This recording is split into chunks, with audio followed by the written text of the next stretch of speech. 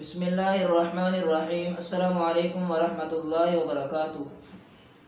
یوم عاشورہ یعنی 10 محرم الحرام کا روزہ رکھنا، یہ سنت ہے یا سنت نہیں، اور کتنے دن روزہ رکھنا چاہیے، مکمل تفسیر انشاءاللہ میں آپ کے سامنے ذکر کروں گا۔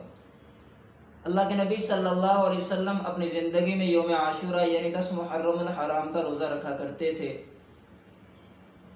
ام المؤمنین حضرت عائشہ رضی اللہ عنہ فرماتی ہیں کہ رمضان کے روزے فرض ہونے سے پہلے یوم عاشورہ یعنی 10 محرم الحرام کا روزہ فرض تھا۔ جب رمضان کے روزے فرض ہوئے تو اللہ کے نبی صلی اللہ علیہ وسلم نے فرمایا کہ جو شخص یوم عاشورہ کا روزہ رکھنا چاہتا ہے وہ رکھے، اور جو نہیں رکھنا چاہتا اسے بھی اجازت ہے۔ اللہ کے نبی صلی اللہ علیہ وسلم جب مکہ سے مدینہ تشریف لائے ہجرت کر کے، تو حضور صلی اللہ علیہ وسلم نے دیکھا کہ یہود ہر سال 10 محرم الحرام کا روزہ بہت اہتمام کے ساتھ رکھتے ہیں۔ تو حضور صلی اللہ علیہ وسلم نے ان سے پوچھا کیا وجہ ہے کہ تم 10 محرم الحرام کا روزہ بہت اہتمام کے ساتھ رکھتے ہو؟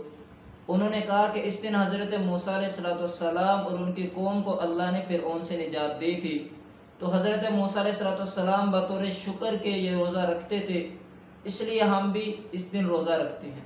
تو حضور صلی اللہ علیہ وسلم نے فرمایا ہم زیادہ حقدار ہیں کہ ہم حضرت موسیٰ علیہ السلام کے زیادہ حقدار ہیں۔ تو حضور صلی اللہ علیہ وسلم نے خود بھی 10 محرم الحرام کا روزہ رکھا اور صحابہ کو بھی تلقین فرمائی۔ صحابہ نے عرض کیا یا رسول اللہ صلی اللہ علیہ وسلم 10 محرم کا روزہ تو یہودی بھی رکھتے ہیں، تو کیوں نہ ہم 7 9 محرم کا روزہ بھی ملا لیں یا 11 کا ملا لیں تاکہ یہود سے مشابہت اختیار نہ ہو۔ تو اللہ کے نبی صلی اللہ علیہ وسلم نے فرمایا کہ آئندہ سال اگر میں زندہ رہا تو انشاءاللہ 9 محرم کا روزہ ملا لوں گا۔ حضرت ابن عباس رضی اللہ عنہ فرماتے ہیں کہ اللہ کے نبی صلی اللہ علیہ وسلم آئندہ سال زندہ نہ رہے۔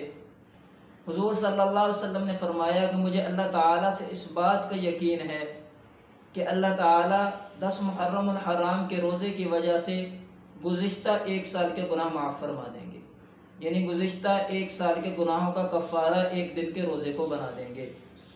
اب ہم کتنے روزے رکھیں؟ اگر کوئی شخص صرف 10 محرم کا روزہ رکھتا ہے تو وہ بھی جائز ہے، اسے فضیلت حاصل ہو جائے گی۔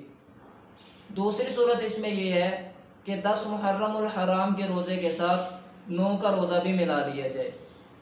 تیسری صورت یہ ہے کہ تینوں دن کے روزے رکھ لیے جائے، 9 10 11 کا۔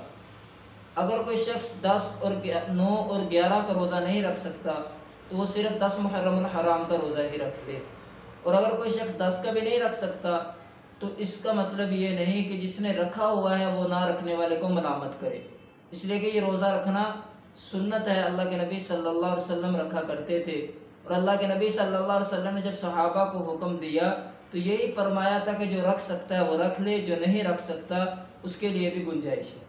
تو اس لیے سختی نہ کی جائے، ملامت نہ کی جائے نہ رکھنے والوں پہ، نہ رکھنے کی بھی گنجائش ہے، اگر کوئی رکھے گا تو اسے فضیلت حاصل ہوگی، اللہ تعالیٰ گزشتہ 1 سال کے گناہوں کا کفارہ بنا دیں گے۔ اب اگلا مسئلہ کہ نیت کب سے کی جائے گی؟ دیکھیں نیت زبان سے کرنا کوئی ضروری نہیں ہے، نیت دل کے ارادے کا نام ہے۔ مثلا 8 محرم الحرام کو آپ نے یہ نیت کر لی کہ میں کل 9 کا روزہ رکھوں گا، یا 9 کو آپ نے دل میں ارادہ کر لیا کہ میں کل 10 محرم الحرام کا روزہ رکھوں گا، تو یہ آپ کی نیت ہو گئی۔ یا رات کو جب آپ سونے لگے ہیں تو آپ یہ نیت کر کے سو رہے ہیں کہ صبح میں 10 محرم الحرام کا روزہ رکھوں گا، تو یہ آپ کی نیت ہو گئی۔ یا اگر آپ رات کو نہیں کر سکے، صبح جب آپ سحری کے وقت اٹھے ہیں تو آپ جب سحری کھا رہے ہیں تو آپ کی نیت ہی یہ ہے کہ میں روزہ رکھ رہا ہوں، تو یہ آپ کی نیت ہو گئی، زبان سے ادا کرنا کوئی ضروری نہیں ہے، نیت دل کے ارادے کا نام ہے۔